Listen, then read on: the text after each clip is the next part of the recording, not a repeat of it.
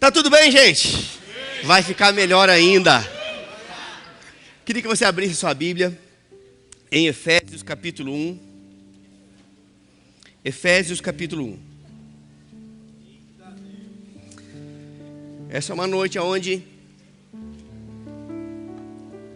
o Senhor vai descortinar algumas coisas. Nossos olhos serão desvendados. Amém? Se eu pudesse dar um título para essa mensagem, seria Desvendando a Autoridade do Crente. Amém? Desvendando. Você abriu sua Bíblia em Efésios capítulo 1. Nós vamos ler um texto logo na sequência, mas eu quero colocar você a par do que está acontecendo aqui. O apóstolo Paulo aqui, ele teve uma revelação divina, uma revelação espiritual. E de uma forma inspirada pelo Espírito, ele faz uma oração pelos irmãos da igreja de Éfeso, para que eles tivessem o mesmo entendimento que ele teve, a mesma revelação que ele teve.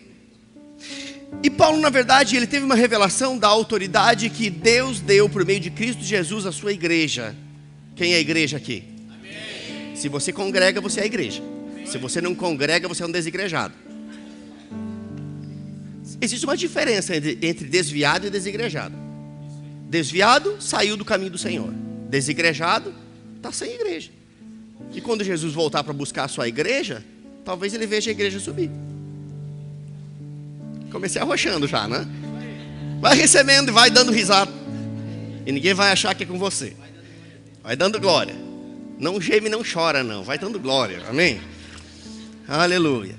Mas o apóstolo Paulo aqui, ele ora pelos irmãos da igreja de Éfeso para que eles tivessem então o entendimento dessa autoridade, para que eles pudessem avançar no conhecimento e tivessem a mesma revelação que ele teve. Ele orou para que entendimento chegasse, porque ele orou a vontade de Deus, e Deus deseja que todos os homens sejam salvos e que cheguem ao pleno conhecimento da verdade. E ele orou então para que o entendimento chegasse ao coração deles, para que eles compreendessem que algo havia sido dado por Deus à igreja por meio de Cristo Jesus. Então nós vamos ler agora a partir do versículo 16. Mas antes disso, deixe-me orar com você. Feche seus olhos. Pai, eu te dou graças dessa noite. Que privilégio nós temos de nos expor a Tua palavra, a palavra que é espírito e vida, Senhor. Palavra que é viva e eficaz, que é poderosa para separar juntas e medulas, dividir a alma do espírito e nos fazer discernir o que é pensamento, o que é razão, o que é raciocínio, daquilo que é a intenção do coração, daquilo que é a inspiração do Teu Espírito em nosso coração. A Tua palavra é capaz de fazer essas coisas. E nós nessa noite nos rendemos, Pai, à unção do Teu Espírito que nos ensina todas as coisas. O Teu Espírito nos guia a toda a verdade. O Teu Espírito, Pai, nos tira do erro, nos livra de sofismas e nos guia pelo caminho da verdade. E por isso nós Te damos graças, Senhor. Porque aonde há verdade, há liberdade. Aonde há verdade, há fé. E aonde há fé, há vida. Eu Te dou graças, Pai, porque nessa noite o Senhor vai construir dentro de nós uma estrutura espiritual adequada, para que possamos resistir no dia mau, para que possamos andar em triunfo por essa terra até a volta de Jesus, para que possamos, Pai, sair de um pensamento medíocre, de que estamos aqui sofrendo, perecendo, e entender que nós recebemos da parte do Senhor uma vida plena e abundante, para que vivamos essa vida até a volta de Jesus. Nós Te damos graças, Pai, por espírito de revelação e de sabedoria, no pleno conhecimento do Senhor e da Sua vontade, e que todos nós como igreja possamos entender, compreender, discernir a sobreexcelente grandeza do Teu poder que opera em nossas vidas, em nome de Jesus, amém. Amém? Glória a Deus, aleluia. Você está aí em Efésios capítulo 1? A partir do versículo 16, Paulo aqui está orando pelos irmãos da igreja de Éfeso, para que o entendimento que ele teve, o entendimento espiritual, chegasse até eles. Então diz o seguinte, verso 16: não cesso de dar graças por vós, lembrando-me de vós nas minhas orações, para que o Deus de nosso Senhor Jesus Cristo, o Pai da glória, vos dê o espírito de sabedoria e de revelação no pleno conhecimento dele. Para um pouquinho, olha para cá. Como eu posso ter espírito de sabedoria e de revelação? Crescendo no conhecimento de Deus. É impossível você ser sábio, espiritualmente sábio, ter uma revelação espiritual, sem que você conheça o Senhor. Aqui deixa muito claro, no pleno conhecimento dele. Verso 18 diz: sendo iluminados os olhos do vosso coração. Olha que grande revelação, o seu coração tem olhos. Olhos que são espirituais. Para que saibais qual seja a esperança da sua vocação e quais as riquezas da sua glória e da sua herança nos santos, e qual a suprema grandeza do seu poder para conosco, os que cremos, segundo a operação da força do seu poder, o qual operou em Cristo, ressuscitando-o de entre os mortos e fazendo-o assentar-se à sua direita nos céus. Eu quero ler esse mesmo texto numa outra versão. Eu vou ler a partir do versículo 17. É o mesmo texto, apenas ouça, para que você não se distraia.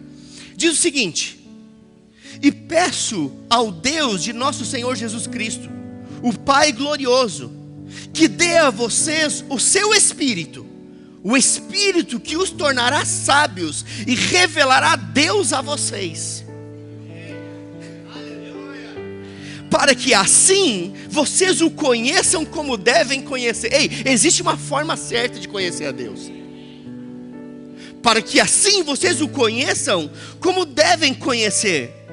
Peço que Deus abra a mente de vocês, para que vejam a luz dele e conheçam a esperança para a qual ele os chamou. E também para que saibam como são maravilhosas as bênçãos que ele prometeu ao seu povo, e como é grande o poder que age em nós, os que cremos nele. Quantos creem em Jesus aqui? Esse poder que age em nós. Não, pega isso. Não, eu podia encerrar a mensagem aqui, só com a sequência desse texto. Olha o que diz aqui: esse poder que age em nós é a mesma força poderosa que ele usou quando ressuscitou o Cristo e fez com que ele se assentasse ao seu lado direito no mundo celestial. Meu Deus! Existem algumas coisas que esse texto deixa muito claro, e a primeira delas é que Deus exerceu um poder muito, muito grande, um poder sobrenatural ao ressuscitar a Jesus Cristo. Um poder grande e sobrenatural. Deus exerceu esse poder para que pudesse tirar a Jesus da morte. Mas outra revelação que esse texto traz é que o mesmo poder que tirou a Jesus de entre os mortos nos foi dado como igreja. Ou seja, através do nome de Jesus, nós podemos usufruir da operação em nós e através de nós do mesmo poder que Deus usou, utilizou, exerceu para ressuscitar a Jesus. Agora, veja bem, que poder é esse? A palavra poder é a mesma palavra usada para autoridade. Quando fala de poder e autoridade, está falando da mesma coisa. E é esse poder que nos habilita a lidar com qualquer tipo de oposição nessa terra. Queridos, você não é um extraterrestre, você está nessa terra. Amém? Numa terra que jaz no maligno e que tem um Deus que não é o seu Deus. A Bíblia diz que há um Deus deste século, um Deus deste mundo. Satanás é o Deus deste século. Nós estamos aqui, mas não somos daqui. Somos cidadãos dos céus. A nossa pátria é o céu. Esta não é a nossa pátria. E é por isso que a Bíblia diz: não acumule, não ajuntem tesouros aqui. Porque, queridos, no seu caixão não vai a chave do seu carro. Ou seja, estamos aqui, mas pertencemos lá. A nossa pátria é lá. Mas enquanto estivermos aqui num mundo que jaz no maligno, nós não podemos estar aqui desprovidos de um poder e de uma autoridade que nos habilite a lidar com qualquer tipo de oposição. Porque nesse mundo teremos aflições, mas nesse mundo também teremos vitórias. Porque temos um poder operando em nossas vidas. Que poder é esse? É o mesmo poder que Deus usou para tirar Jesus Cristo das garras da morte e do inferno.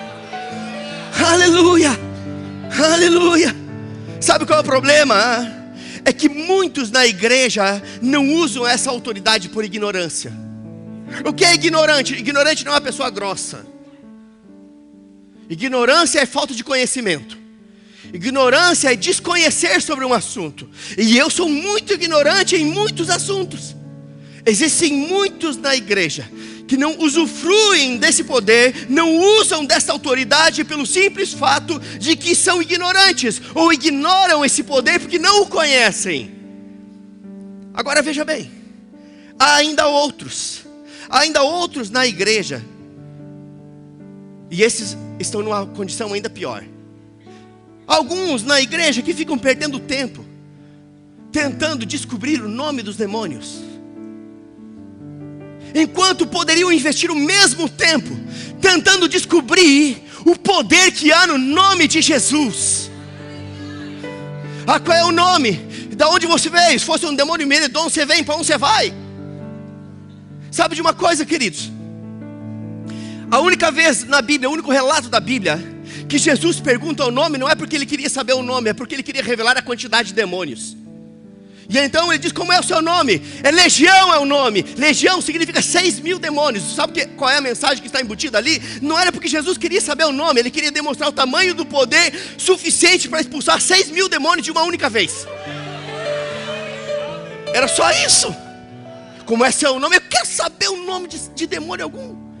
Eu quero saber o poder que está envolvido no nome de Jesus, o qual nos foi dado. Não perca tempo, querido, com sofismas.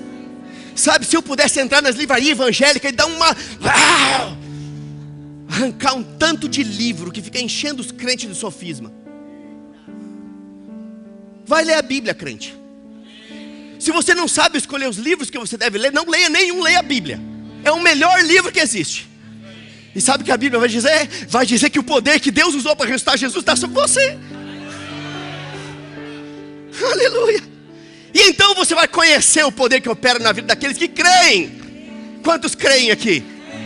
Ei, não é um poder que opera na vida dos incrédulos, é na vida daqueles que creem. Aleluia. Aleluia. Sabe, queridos, a verdade é que grande parte da igreja não tem o conhecimento e nem consciência de uma autoridade que já é sua.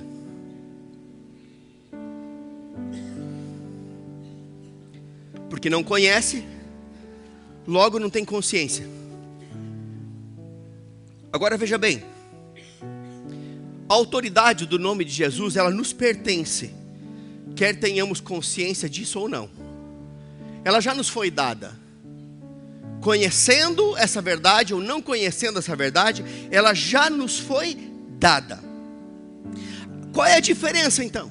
A diferença é que quem sabe que tem, pode contar com esta autoridade para lidar com qualquer situação, ou oposição, ou adversidade, ou qualquer situação que se levante contra. Você só pode usar aquilo que você sabe que tem. Sabe, queridos, eu vou usar um exemplo aqui que vai abrir o nosso entendimento. Eu vou usar um exemplo que vai mostrar o quão danoso é a falta do conhecimento da autoridade que nós já temos. Eu aprendi algo numa conferência de ministros com o Scott Webb. Ele era um ministro convidado daquela conferência. E ele falou sobre algo naquela conferência. E ele dando um exemplo dele, ele disse que ele criou um lugar na sua carteira. E ele definiu aquele lugar na sua carteira como buraco do rato. O que tinha naquele lugar?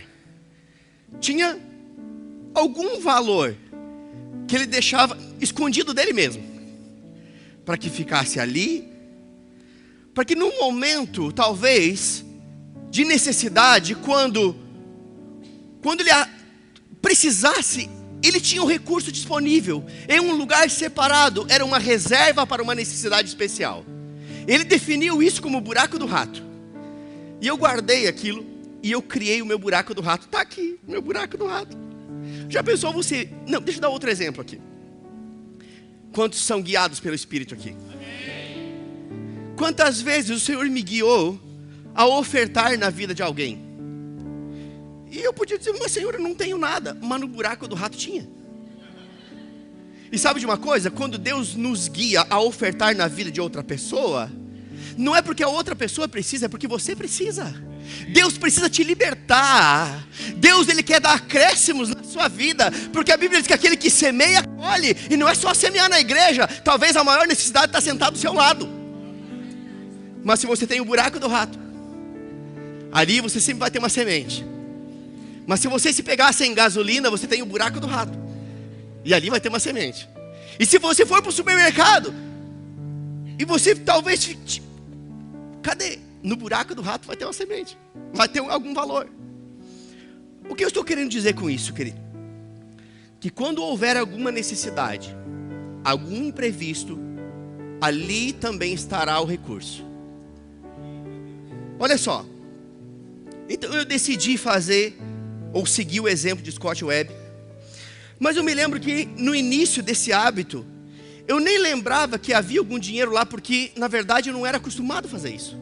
Naquele dia eu criei na minha carteira o buraco do rato.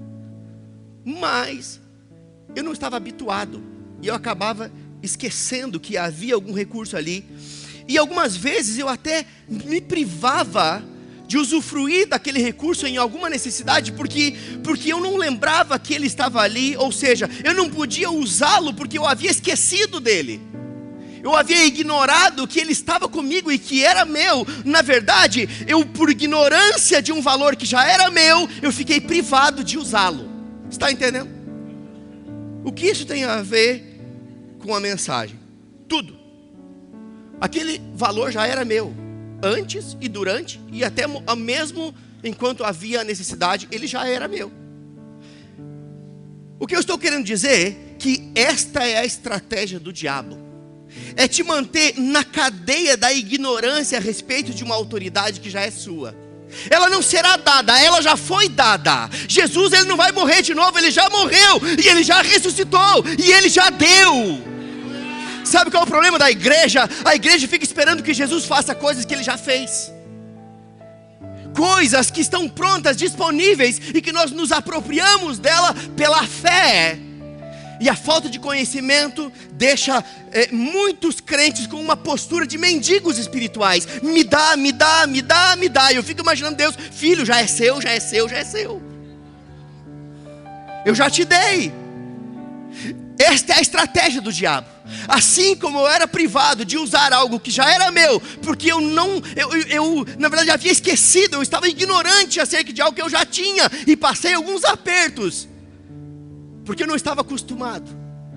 Esta é a estratégia do diabo. A maior cadeia que o diabo pode colocar você se chama ignorância. Se você ficar preso na cadeia da ignorância, ele acabou com você, acabou com a sua família, acabou com o seu recurso, acabou com a sua saúde. Mas nós não seremos pegos, não seremos aprisionados, porque João 8,32 diz: e conhecereis a verdade, e a verdade vos libertará. Da onde ele está tirando isso? Da Bíblia. Oséias diz isso. O povo perece porque lhe faltou falta de conhecimento é igual a ignorância. O povo perece porque é ignorante. Mas quando a verdade chega, libertação chega, liberdade chega, provisão chega, saúde se manifesta. Aleluia. Aleluia. Tem gente esperando o diabo se apresentar de garfo, tridente, rabo e chifre. Na verdade, o diabo muitas vezes se apresenta em forma de comodismo. Comodismo que prende as pessoas a um estágio de apatia espiritual. Não oram mais, não leem mais, e para congregar é uma dificuldade. Sabe o que vai ser? Serão meninos espirituais sempre, até tomarem uma postura de crente de verdade. Nos últimos dias não é tempo de andar fraquejando, manquejando. Está chegando o tempo onde o Senhor vai levantar uma geração de homens e mulheres crentes de verdade. Deus conta com você, querido. Deus conta com você. Aleluia. E foi por esse motivo que Paulo orou pelos irmãos da igreja de Éfeso, para que eles tivessem espírito de sabedoria e de revelação. Agora entenda algo, nós nunca iremos entender a autoridade ou o poder, porque as duas são a mesma coisa, as duas palavras definem a mesma situação. Nós nunca iremos entender a autoridade e o poder que opera na vida de um crente apenas pela razão ou pelo intelecto. Algumas pessoas querem entender a autoridade que Deus delegou à igreja no nível da razão, não vão conseguir. Porque as coisas espirituais não se discernem com a razão, mas se discernem espiritualmente, diz a palavra. E é necessário uma revelação espiritual no nosso espírito, desta autoridade ou desse poder, que já é nosso. E isso só é possível pela fé na palavra de Deus. Ah, Senhor, me dá mais fé. Vai ler mais, crente, porque a fé vem pelo ouvir e ouvir a palavra. Vai ler mais, vai congregar mais, vai se expor mais à palavra, e fé vai ser aumentada. Amém? Não é uma imposição de mãos que vai liberar uma carga de fé sobre você. É criar vergonha na cara e começar a congregar, ler e orar. Minha esposa está com os olhos desse tamanho. Vai dar tudo certo, fique tranquilo. Querido, eu amo você. Está comigo? Mas eu quero que você cresça. Nós estamos vivendo um tempo, queridos, aonde muitos líderes querem deixar as pessoas num estágio de monidão espiritual, de falta de conhecimento, porque são fáceis de serem manipulados. Mas eu não quero manipular você, eu quero que você cresça, corra a sua carreira. Amém? Aleluia. É necessário que haja no nosso espírito uma revelação espiritual desta autoridade ou desse poder, e isso só é possível por meio da palavra de Deus, crendo na palavra. Querido, creia até os dentes. Eu creio na Bíblia de capa a capa até os mapas. Sabe de uma coisa, que se a Bíblia diz, eu creio, ninguém tira de mim isso. A igreja toda, não pastor, mas não é assim. Vamos ver se é assim. Se está aqui, pode vir o mundo se opor, eu vou continuar crendo na palavra. Queridos, eu me lembro quando eu pregava sobre Filipenses 4,19, que Deus é poderoso para suprir todas as nossas necessidades. Eu pregava isso, eu ensinava no Rema. Tinha um Fusca velho 73 sem bateria e que tinha que ser empurrado pelos alunos. Ninguém tirava de mim, porque prosperidade não significa dinheiro, querido. Prosperidade significa uma condição interior. Você sabe, porque você sabe, porque você sabe, porque você sabe, porque você sabe. E ninguém tira isso de você. Aleluia. Aleluia. Aleluia. Mas Paulo ora para que aqueles irmãos, eles recebessem, tivessem espírito de sabedoria e de revelação. O que é isso? O que é espírito de sabedoria? Vou explicar isso para você. Espírito de sabedoria, guarda isso, pega isso, crente. Espírito de sabedoria é a habilidade para se mover nas coisas de Deus de forma certa. O que é sabedoria? Espírito de sabedoria não é uma sabedoria que você adquire na faculdade. Não é uma sabedoria que você adquire fazendo cursos. É uma sabedoria que você adquire em comunhão com a palavra e com o Espírito. E então esta sabedoria, espírito de sabedoria, vai te dar a habilidade para se mover nas coisas de Deus da forma correta. Mas é possível se mover nas coisas de Deus de forma errada? É claro que é. Pense num profeta que teve uma revelação do pecado de alguém e expõe o cara publicamente. Ele está ali sendo um canal de Deus para ter uma revelação, mas expôs o irmão publicamente, ou seja, ele se moveu de forma errada. Porque quem é acusador é o diabo. Está comigo? Espírito de sabedoria faz isso. Mas o que é espírito de revelação? Espírito de revelação é a certeza por dentro.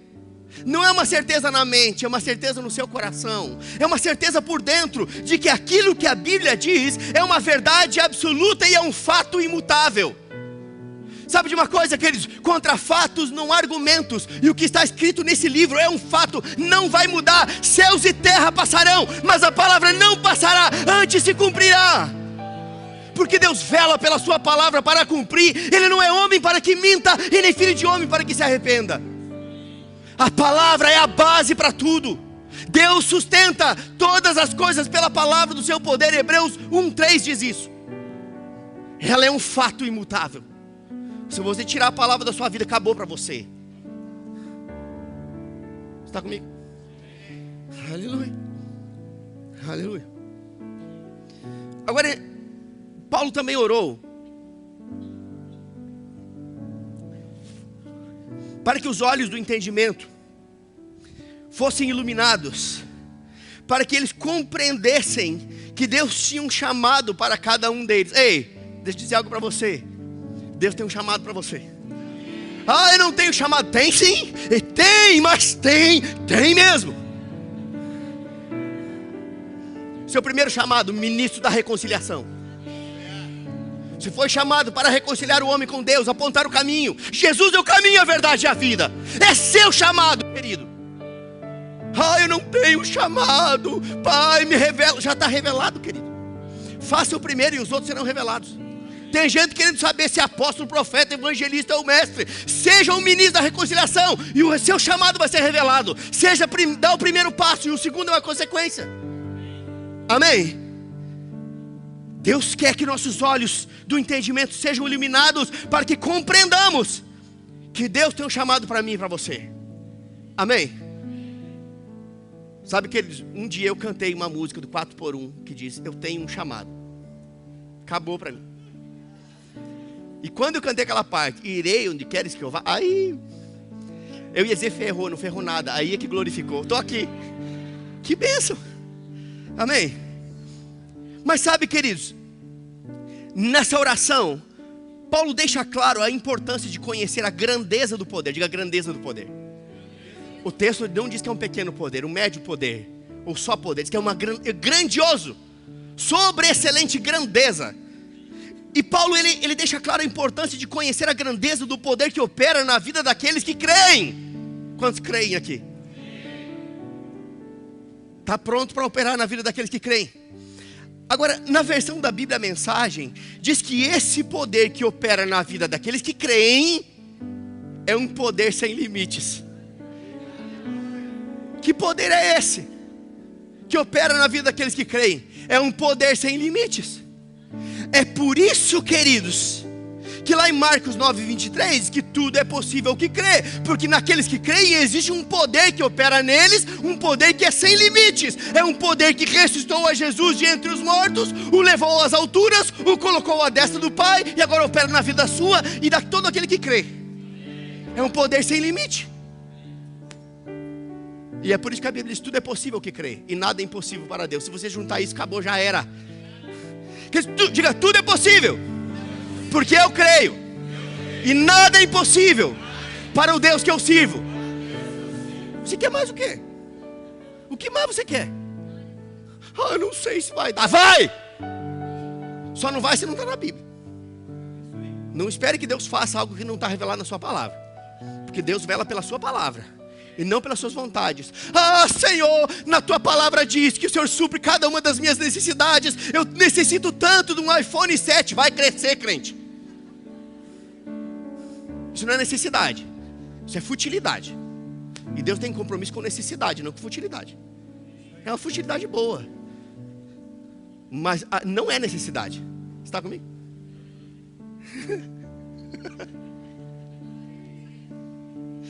Aleluia. Efésios 1:19, Paulo explica que poder é esse.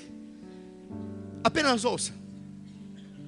Paulo explica em Efésios 1:19 e ele diz que é o mesmo poder. Diga, o mesmo poder. Sabe o que é o mesmo poder? É um igual. É o mesmo, não é nem é igual, é aquele poder. O poder do Espírito. Espírito Santo, é tua vez, vai lá, faz a obra, traz meu filho de volta. Mas não só traz de volta, deixa ele ficar uns 40 dias aí falando acerca do meu reino, depois traz ele para cá, bota ele do meu lado. Mas Jesus disse, não, eu vou para o Pai, mas, porque se eu for, o Consolador não virá. Quem é o Consolador? É o Espírito Santo, aquele que foi enviado para tirar Jesus do inferno. Opera na vida daquele que crê. Opera na vida daquele que crê. Opera na vida daquele que crê.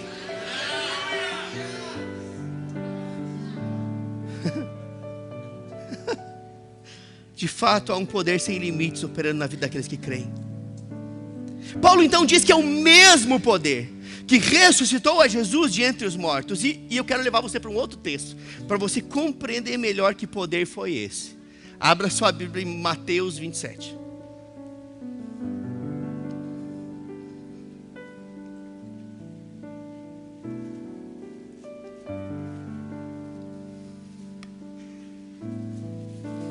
Quando Paulo falou que era um sobreexcelente poder, um grande poder, ou um poder sem limites, ele não estava mentindo. Ele estava falando por inspiração e por revelação divina.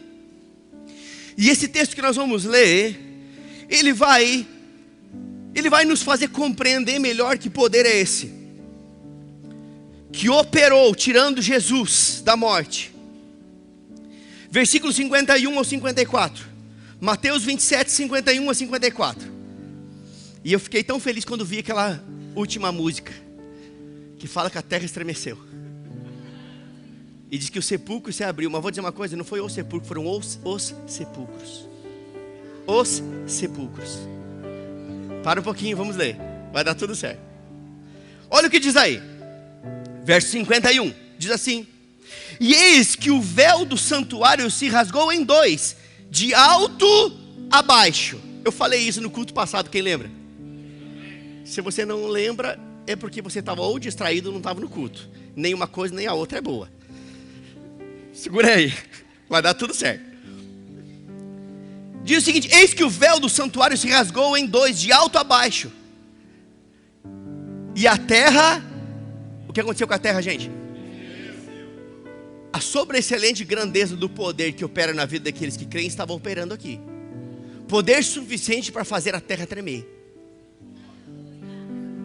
Não, você não está entendendo. O poder que opera na vida daqueles que creem é um poder que foi suficiente para fazer a própria terra tremer. Diz o seguinte: a terra tremeu, as pedras se fenderam, ou poder. As pedras se fenderam. Os sepulcros, diga os sepulcros. Os sepulcros se abriram, e muitos corpos de santos, ou daqueles que morreram na fé, que tinham morrido, foram ressuscitados, e saindo dos sepulcros, depois da ressurreição dele. Ei, para um pouquinho, olha para cá. Quero que você imagine a cena. Olha só.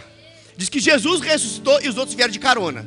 O poder que operou em Jesus foi tão grande, mas tão grande, mas tão grande, queridos, que todos os mortos que morreram na fé e que estavam enterrados talvez à volta do túmulo de Jesus ou nas imediações, receberam uma sobrecarga desse poder, a ponto dos túmulos se abrirem e eles se ressuscitarem juntos. Qual é a diferença? Jesus ressuscitou e subiu aos céus. Ele ressuscitou com um corpo glorificado. Os outros ressuscitaram, voltaram a morrer. Só isso. Mas continuaram morrendo, esperando a nossa ressurreição. Eles ressuscitarão junto no arrebatamento. Antes de nós. Fica tranquilo. Olha só, o poder operando. A terra tremeu, as pedras se fenderam, os sepulcros se abriram, e muitos corpos de santos que tinham morrido foram ressuscitados, e saindo dos sepulcros, depois da ressurreição dele, entraram na cidade santa, em Jerusalém, e apareceram a muitos. Não, imagina a cena. Jesus ressuscitou, e muitos santos que haviam morrido, eu fico imaginando a cena, e eles ressuscitaram, e eu fico imaginando aqueles muitos entrando na cidade. Imagina o pânico, o pavor, o desespero.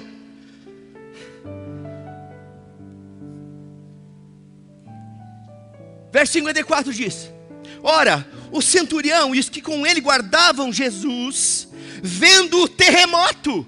Ei, esse poder é tão grande, capaz de causar terremotos. Vendo o terremoto e as coisas que aconteciam, cara, estavam vendo um tanto de morto que havia morrido, agora ressuscitado. O que é isso, gente?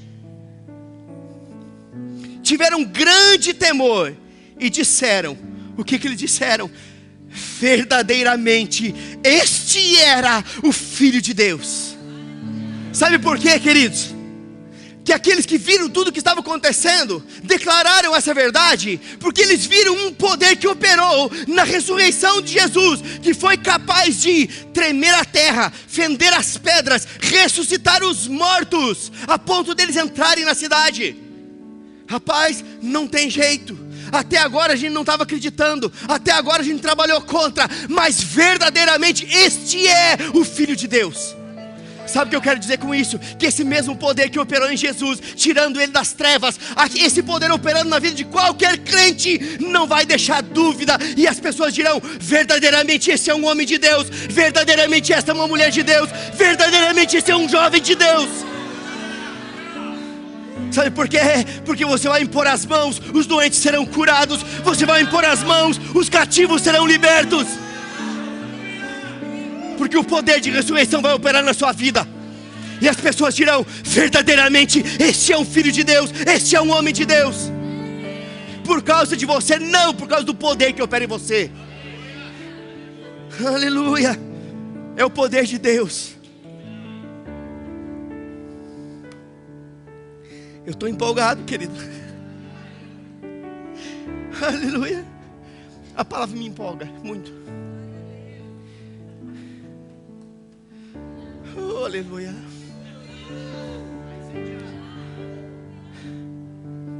O dia que um crente não ficar empolgado com a palavra, ele está com defeito de manutenção. Porque você nasceu perfeito.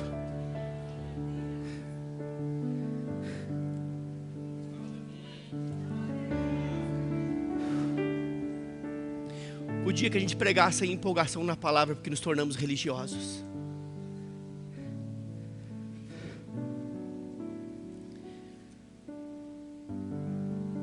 Lembra que eu falei que poder e autoridade definem a mesma coisa? Ou seja, o poder e a autoridade que operava em Jesus, hoje opera no seu corpo, chamado igreja. Antes de ser assunto aos céus, Jesus ele delegou, ele transferiu essa autoridade para a igreja. Mateus 28, 18 e 19, apenas ouça, diz o seguinte: Jesus falando aos seus discípulos, ele diz, toda a autoridade me foi dada no céu e na terra. Não é parte da autoridade, toda, diga toda. Toda a autoridade foi dada a Jesus, tanto no céu como na terra. E então, o texto continua, e o Senhor diz, portanto, ide. Sabe o que ele estava dizendo? Olha, eu recebi toda a autoridade. Essa Bíblia representa a autoridade. Eu recebi toda a autoridade no céu e na terra. Mas eu estou indo para o Pai. E agora é sua vez. Portanto, vai. Transferiu a autoridade. Aleluia. Isso significa que ele delegou a autoridade que ele tinha à sua igreja, para que a sua igreja fizesse as mesmas obras e obras. As mesmas obras e obras. Aleluia. Ou seja, Jesus é o mesmo ontem, hoje e eternamente. Hebreus diz isso. Jesus não mudou, queridos. Ele é o mesmo ontem, hoje e eternamente. A única diferença de Jesus agora, do Jesus dos tempos bíblicos, ou lá da igreja primitiva, ou antes da igreja ainda, é que o Jesus de hoje, ele opera ou se manifesta por sobre a terra por meio do seu corpo, que é a igreja. Naquela época, todos dependiam de Jesus. Aonde Jesus ia, as multidões o seguiam, porque era um Jesus, era um Cristo. Mas agora, cada igreja é um corpo, e cada igreja está investida de autoridade e de poder. E portanto podemos fazer as mesmas e maiores. Olha só, queridos. Jesus, os 3 eixos do ministério de Jesus. Jesus pregava, ensinava e curava. Diga, pregava, ensinava e curava. Quando fala em curar, também fala em libertar, porque muitas vezes a pessoa estava doente, ele impunha as mãos e ele seja livre desse mal. Era um espírito de enfermidade. Então, na verdade, Jesus, ele tanto pregava, como ele ensinava, como ele curava e como ele libertava. Jesus fazia isso. O que nós somos? O corpo de Cristo. O que isso significa, queridos? Que hoje a igreja prega muito, hoje a igreja ensina muito, quer dizer, nem tanto, mas enfim, né? Prega muito, ensina muito, mas cura e liberta quase nada.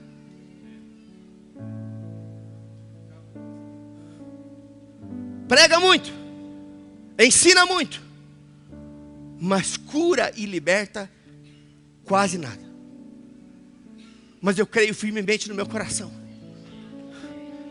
que o culto dessa noite está abrindo uma temporada, uma nova fase sobre esta igreja, aonde os milagres se manifestarão de uma forma tão poderosa, tão sobrenatural. Se prepare, queridos, para ver o que você nunca viu. Como eu posso ver o que eu nunca vi? Crendo como você nunca creu.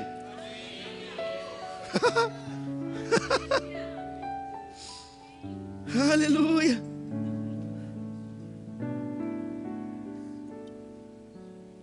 Aleluia. Ou seja, o poder foi dado à igreja, ao corpo de Cristo.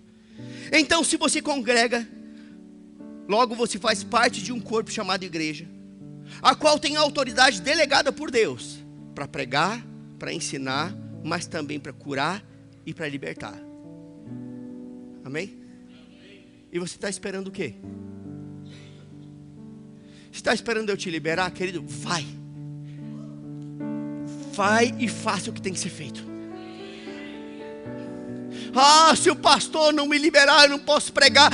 A Bíblia diz: pregue em tempo e fora de tempo. Não ouça ninguém que proíbe você de pregar, querido, porque a Bíblia diz: pregue em tempo e fora de tempo. Ah, mas eu não tenho oportunidade, não entro na escala. Pregue no ônibus, pregue no ponto de ônibus, pregue na rua, pregue no trabalho, pregue na praça. Faça a sua escala. Vou fazer minha escala de pregação: segunda na Praça Dante, terça-feira no ponto de ônibus, na quarta-feira dentro do ônibus, na quinta-feira na escola, na sexta-feira na faculdade. Faça a sua escala. E pare de ser carnal esperando entrar na escala da sua igreja. Quando eu ver você pregando lá fora, não tenha dúvida, eu vou te convidar para pregar aqui. Mas eu quero ver fruto na sua vida. Aleluia. Aleluia. Sabe de uma coisa? Vai e pregue e os sinais vão acompanhar. Se você pregar, os sinais acompanharão a sua pregação. Queridos, os doentes estão lá fora. Os cativos, eles estão lá fora. Sabe qual é o problema? É que muitos crentes acreditam que os milagres, os sinais, eles só acontecem dentro da igreja. Mas eu vou dar uma resposta para você. A palavra igreja é a palavra eclésia, que é definido como chamados para fora. Você vem, se abastece e vai lá fora. Vem, se abastece e vai lá fora. Vem, pega o conhecimento e vai lá fora. Você foi chamado para fora. Ah, mas eu não tenho oportunidade. Tem capelania. Cadê? Fique de pé, Clau. Líder da capelania. O hospital está cheio de doente. Ah, mas é muito pouco, não tenho. Vai procurar missões urbanas. Cadê o Camilo e a Cris? Fique de pé aí. Está lá atrás. Tem lugar para pregar. Você só não prega. Você só não prega se você não quiser. Aleluia. Aleluia. Se você for capaz de crer, você é capaz de ver. Você não é Tomé. Se eu ver, eu vou crer. Não. Jesus disse a Tomé: não sejas incrédulo, rapaz. Seja crente. Creia e você vai ver. Esse é o processo de Deus. Eu creio e eu vejo. Eu creio e eu vejo. Diga: eu creio. Logo eu vejo. Aleluia.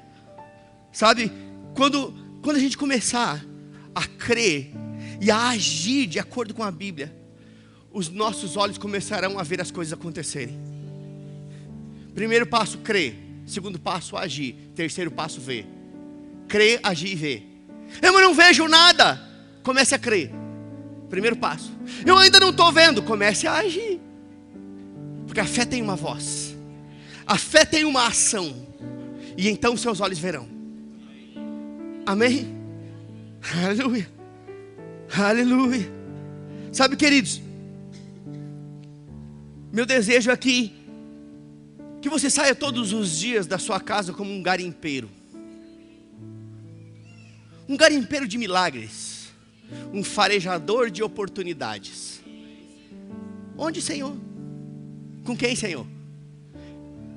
Seja sensível. Às vezes a oportunidade do milagre está sentada do seu lado no ônibus que você pega todos os dias. Eu quero que você seja, entenda o que eu vou dizer, inquietado pelo Espírito Santo de Deus, todos os dias da sua vida até a volta de Jesus. Quando você levantar pela manhã, Senhor, eu sou um ministro da reconciliação, aonde eu posso agir? Aonde eu posso garimpar um milagre para glorificar o teu nome? Aonde eu posso, Senhor? Aonde eu posso ser um canal teu para abençoar alguém? Querido, uma mentalidade medíocre. Eu quero minha bênção, eu me aproprio da minha bênção, eu vou para o culto porque eu quero a minha bênção. Ei, Jó teve a sua sorte mudada quando ele orou pelos outros, crente. Você quer ver a sua vida mudar? Comece a fazer alguma coisa pelos outros. Queridos, quando eu falo isso, a prova real está aqui. Nós estávamos crescendo, graças a Deus, muito bem. Mas quando nós começamos a olhar para fora, começamos a estabelecer projetos sociais, começamos a visitar os hospitais, quando começamos a olhar para fora da igreja, o Senhor diz: ei, agora eles estão prontos para receber, vamos mandar.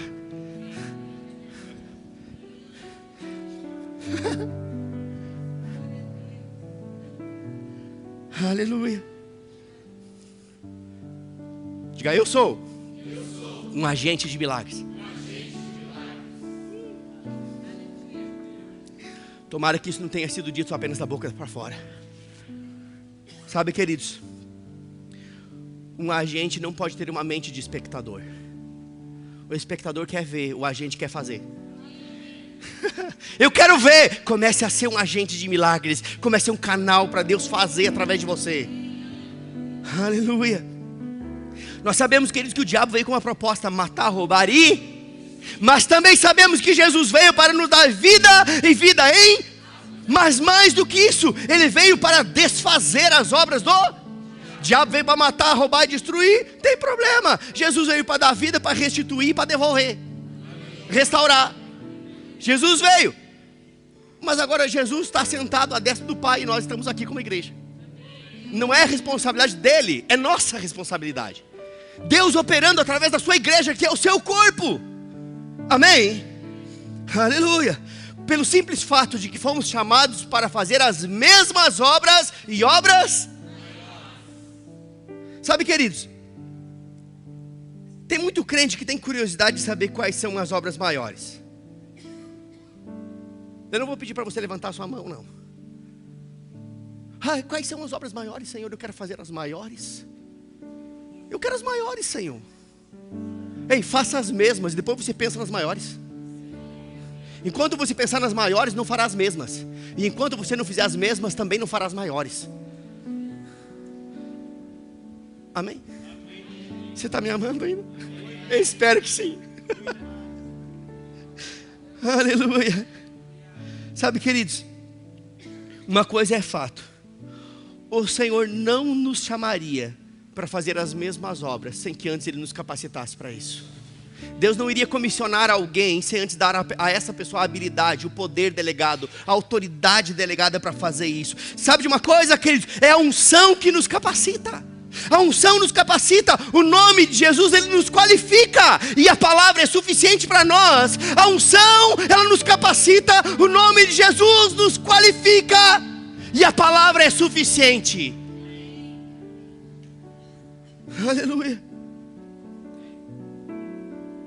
Quando eu olho para a Bíblia, eu vejo Jesus operando.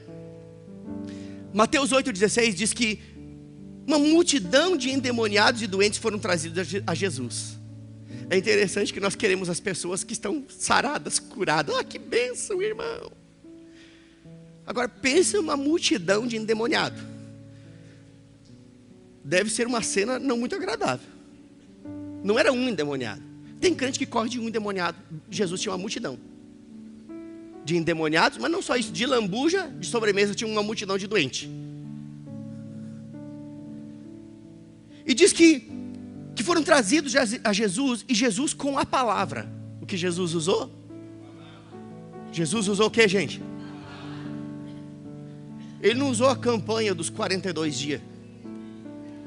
Ele não usou a rosa ungida, o óleo ungido, o sal grosso. Ele não usou a areia de Israel. Ele não usou a água do Rio Jordão. Ele não usou um pedaço da cruz. Ele não usou nada disso. Ele usou a palavra, porque a palavra é suficiente, querido. Se Jesus, que era Jesus, usou a palavra, vamos parar de querer melhorar aquilo que já foi feito por Jesus. Tem gente se achando mais esperto que Jesus. Não, Jesus usou a palavra. Eu vou usar aqui um óleozinho ungido de Israel. Tá tudo bem. Eu espero não escandalizar você, mas se você ficar escandalizado, me ame, pelo menos volte de novo. Vai dar tudo certo. Quer dizer, eu tenho um compromisso com Deus. Uma coisa é certa, eu não vou condenar você. Essa igreja, ela está estabelecida com um propósito de libertar os cativos. E não é libertar os cativos dos demônios, é libertar os cativos na mente, a maioria deles, com sofismas que foram construídos, fortalezas na mente. E eu não vou abrir mão disso, porque eu tenho um compromisso com Deus.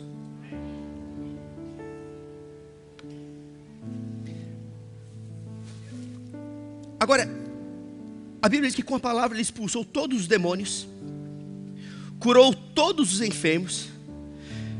Mas é claro que se nós fomos comissionados para fazer as mesmas obras que Jesus, fomos comissionados para curar os enfermos, libertar os cativos, fazer as mesmas obras. Lembrando que a nossa luta não é contra carne e sangue, mas contra principados e potestades.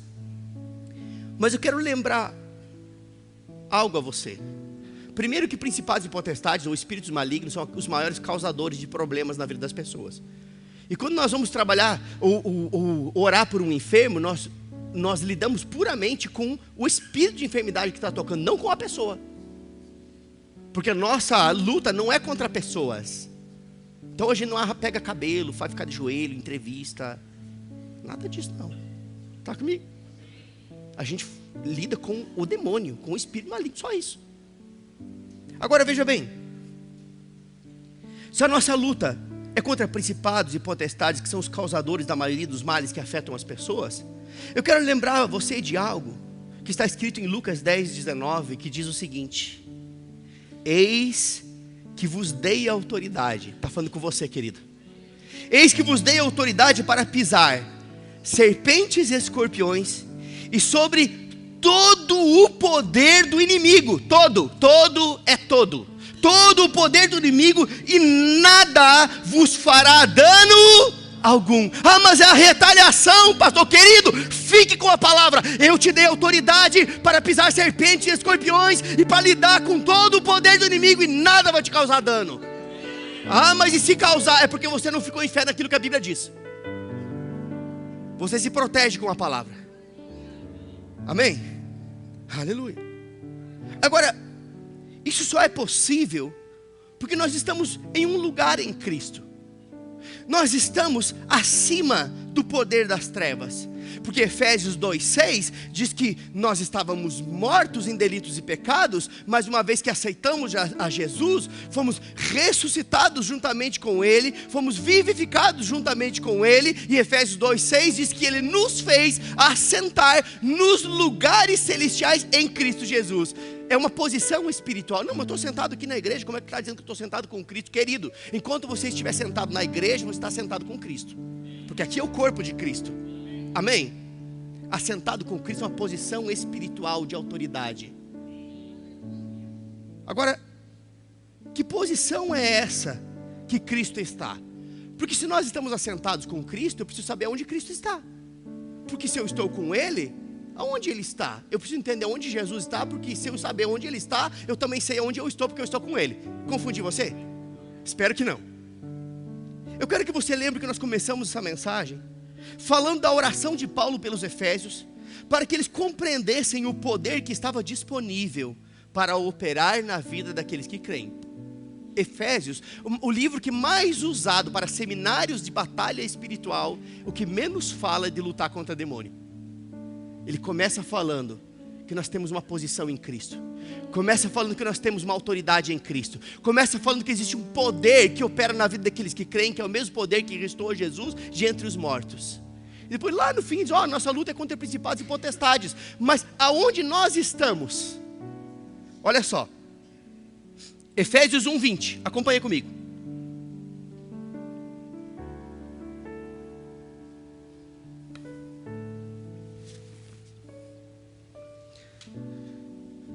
Sabe, enquanto você vai procurando aí, eu desejo um dia fazer um seminário de batalha espiritual. Para descortinar e tirar todas as crecas. Para entender quem de fato nós somos em Cristo Jesus. Amém?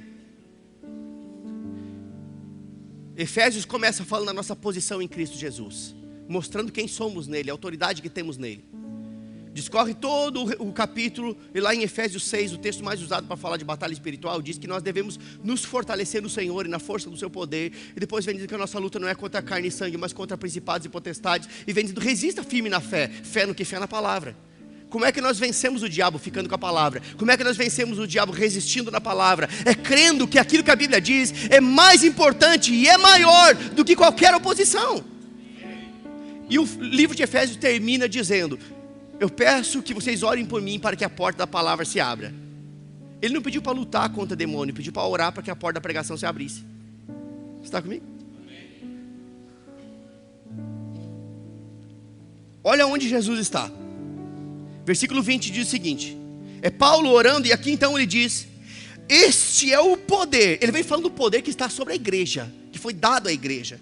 Este é o poder que operou em Cristo, ressuscitando-o de entre os mortos e fazendo-o assentar-se à direita nos céus, muito acima, diga muito acima. Ei, alguma coisa que é longe, o nome já diz está longe, mas quando diz não é muito longe, qual é a ideia que vem para você? Que é muito mais distante. Então quando diz muito acima, tem que trazer a ideia de que de fato nós estamos muito acima. Amém? Olha só, verso 21. Muito acima de todo principado e autoridade, poder e domínio, de que todo o nome que se nomeia, não só neste século, mas também no futuro ou no vindouro.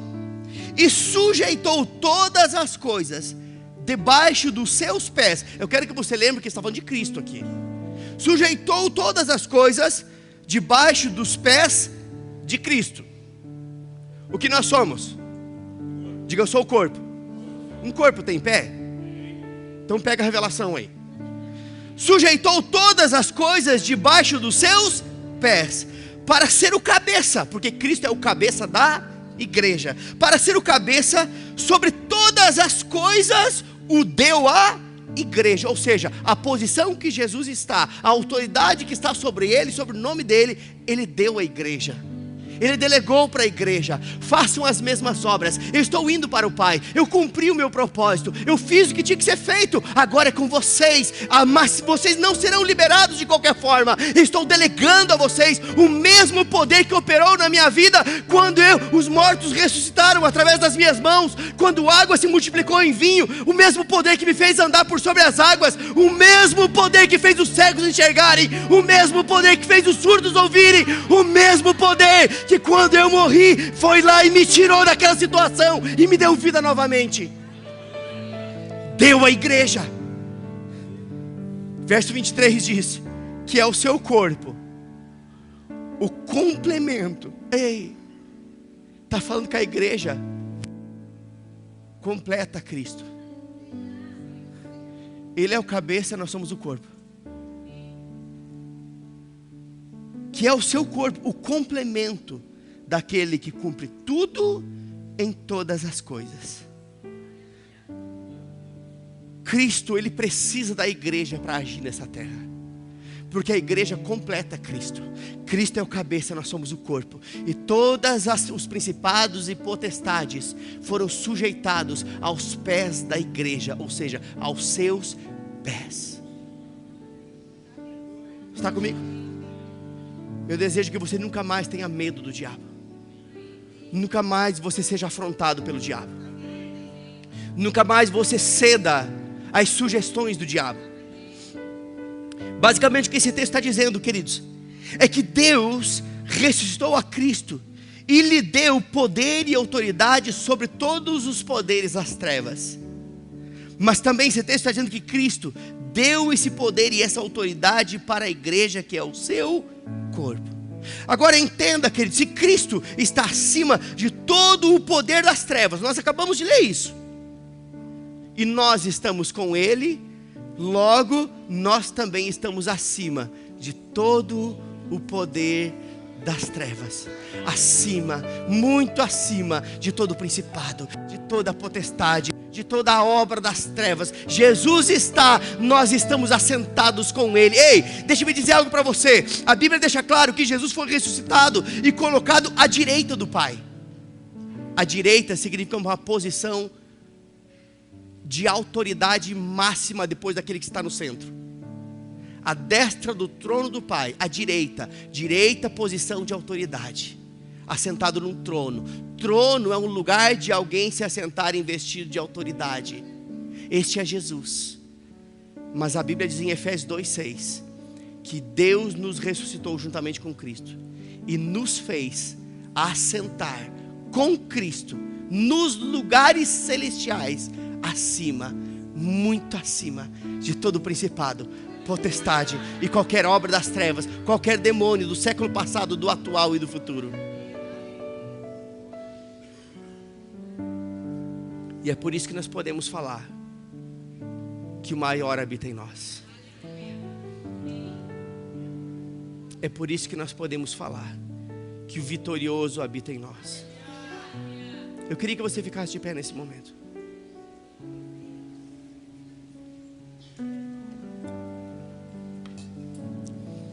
Aleluia. Queria chamar o Ministério de Música aqui.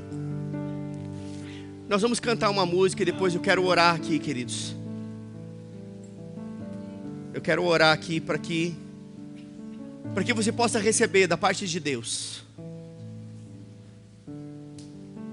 algo que vai destravar a sua vida, vai te liberar para viver uma fase nova, mas também algo que vai te libertar de cadeias mentais, de espíritos opressores, de doenças que têm atormentado a sua vida.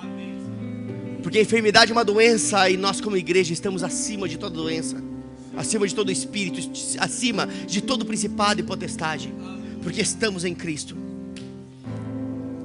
Mas antes disso, eu quero lembrar você de algo. Lá em Marcos capítulo 6, diz que Jesus, ele foi para Nazaré, a sua terra. E quando ele chegou ali, a Bíblia diz que ele não pôde operar ali muitos milagres. Ele apenas curou alguns poucos doentes. Mas é intrigante porque Jesus, nele mesmo, ele podia todas as coisas, porque ele foi comissionado para tal.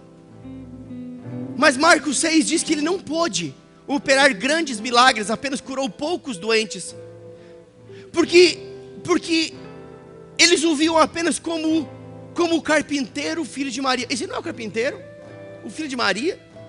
O que estava acontecendo aqui, queridos, é que aquele povo que o conhecia Jesus lá na infância, esse povo desonrou a unção que operava na vida de Jesus. E porque desonraram a unção, não receberam daquela unção. E eu quero dizer algo para você, queridos.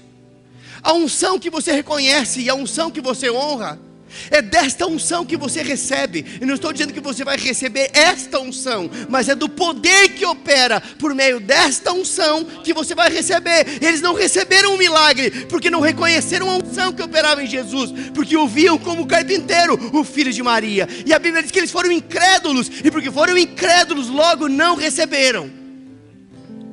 Porque o poder opera na vida daqueles que creem.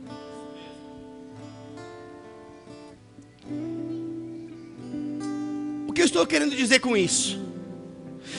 Porque é muito comum nas igrejas, quando vem um pregador de fora, e eu não tenho nada contra pregador de fora, gente, eu amo que vem gente de fora.